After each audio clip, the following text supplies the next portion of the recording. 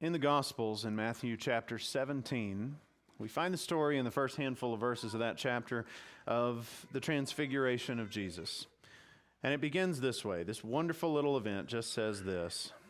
After 6 days, Jesus took with him Peter, James, and John, the brother of James, and led them up a high mountain by themselves.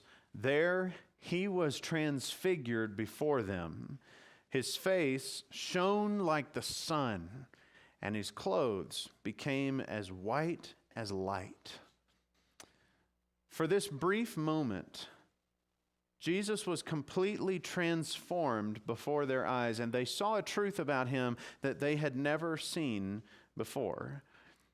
The transformation of Jesus and the fact that his face is shining as bright as the sun is a moment where I think what we're meant to see there, what we're meant to observe in that text, is that they were given a glimpse of Jesus' heavenly form.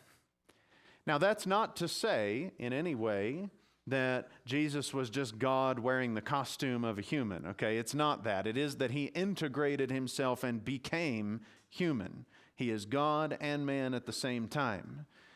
But what they usually saw with their eyes was him as man.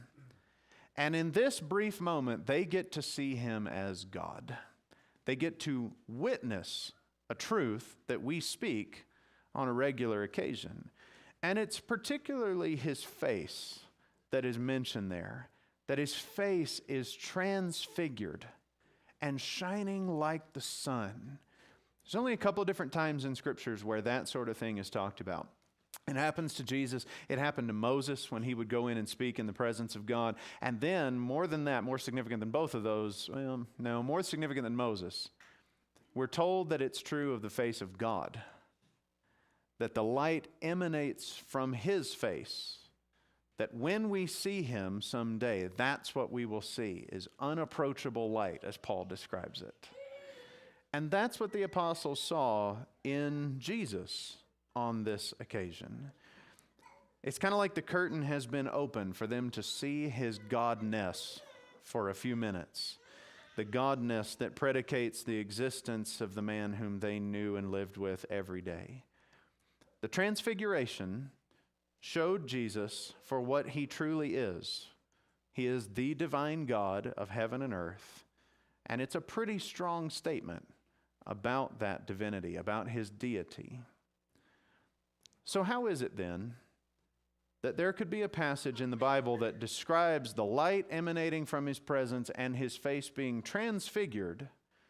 How is it that we also find words in the prophet Isaiah that say his appearance was disfigured beyond that of any human being, and his face was marred beyond any human likeness? How could that be allowed to happen to the one who was transformed before their eyes to show that he was God?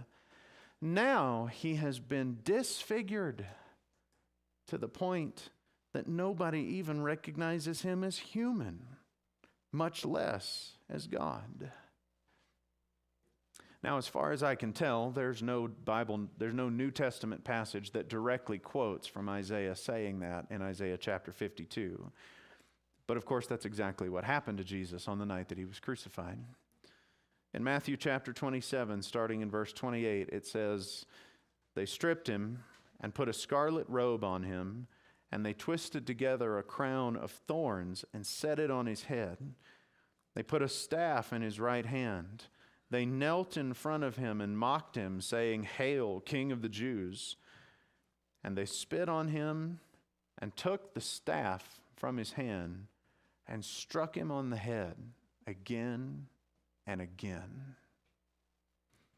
And just down the page, the council has gathered around him, and it says they spit in his face and they struck him with their fists. Others slapped him and said, "Prophesy to us, Messiah. Who hit you?" The evidence is there that what Isaiah promised was going to happen, it happened. There's 71 members of that Sanhedrin council. My hunch is they all lined up and took a shot at him. You get punched in the face 71 times, doesn't matter how weak they are, you're not going to look like yourself anymore. And then they took the reed and they hit him on the head with it again and again and again. Just the things that were inflicted to his face, which is not nearly the whole story of all that he suffered that night. It's a horrible testimony to the level of human violence that Jesus endured. And what's interesting about it is, where the Transfiguration showed Jesus' face as he truly is, and we saw his divinity, this night in the crucifixion also shows his face as he truly is, and we saw his humility.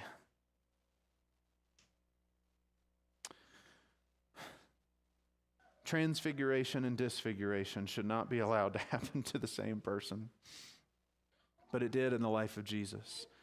And both Isaiah's words and the Gospel's words make sense. They make sense because a human cannot choose to make himself a God, but a God has graciously chosen to become human for us. They make sense because those that offer redemption in the Scriptures, those that bring about God's redemption, they always suffer in the grand scheme. Both of those perspectives make sense because Jesus really was who he claimed to be, both human and God.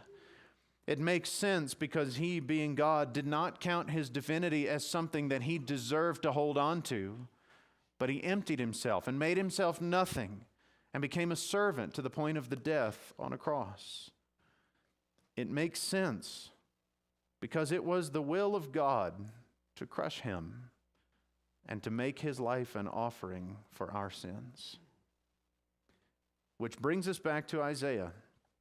And I want to finish our time with this reading from Isaiah 53. This is page 574 in the Pew Bibles if you would like to read along. But I want to read this section from Isaiah 53, bearing in mind that this poem is written about the same being whose radiant face shone like the sun. And yet this is how he suffered and died in our stead. Isaiah 53, starting in verse 5. He was despised and rejected by mankind, a man of suffering who was familiar with pain. Like one from whom people hide their faces, he was despised, and we held him in low esteem. Surely he took our pain and bore our suffering, yet we considered him punished by God, stricken by him, and afflicted.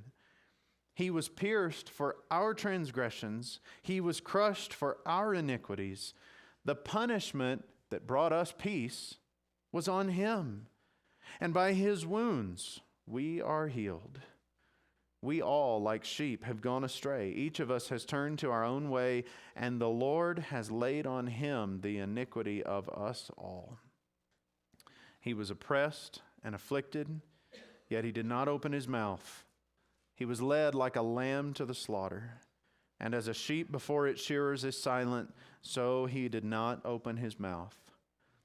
By oppression and judgment he was taken away. Yet who of his generation protested? For he was cut off from the land of the living. For the transgression of our people he was punished.